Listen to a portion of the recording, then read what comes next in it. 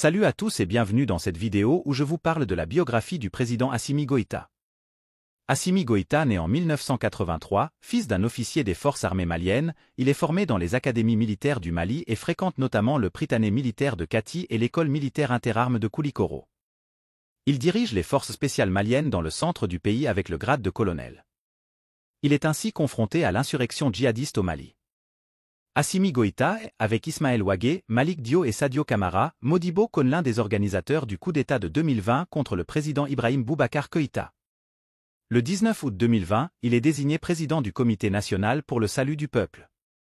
Le 24 août 2020, l'acte fondamental adopté par le CNSP fait de lui de facto le chef de l'État du Mali.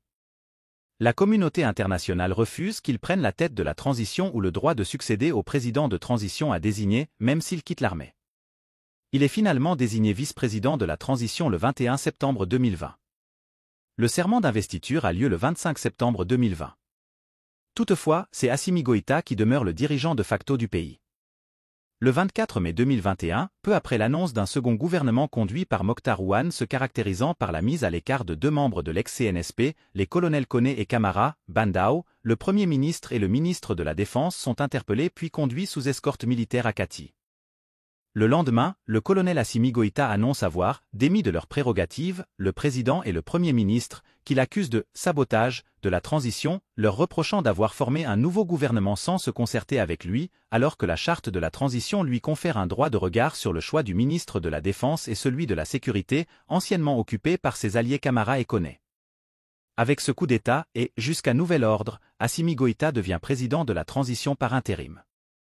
Le 28 mai, constatant la vacance à la présidence, la Cour constitutionnelle le déclare président de la transition par succession constitutionnelle jusqu'au terme de la période transitoire. Rapidement, il tend la main à l'Union nationale des travailleurs du Mali, qui organise des grèves.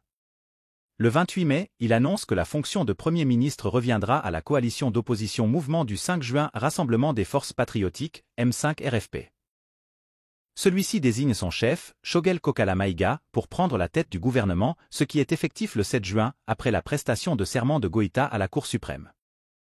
En juillet 2021, deux personnes tentent de poignarder Assimi Goïta à la grande mosquée de Bamako, durant l'Aïd al-Adha, après la cérémonie et alors que l'imam se dirigeait vers la sortie du lieu de culte pour égorger le mouton.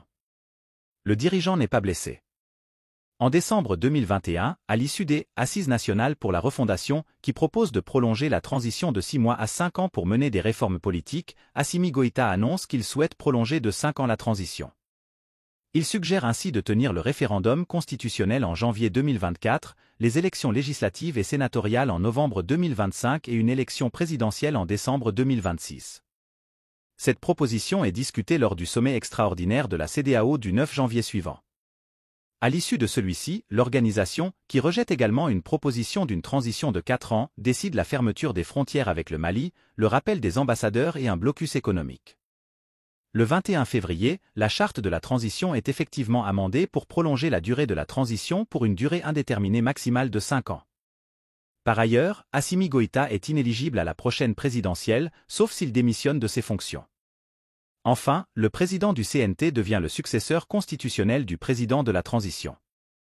Le 21 août 2022, il nomme Abdoulaye Maïga, Premier ministre par intérim pour remplacer Choguel Kokala Maïga, hospitalisé depuis le 10 août 2022. Une enquête d'opinion réalisée en 2023 par la fondation allemande Friedrich Ebert Stiftung indique qu'une très large majorité de citoyens maliens se déclarent satisfaits du régime de transition présidé par Assimi Goïta.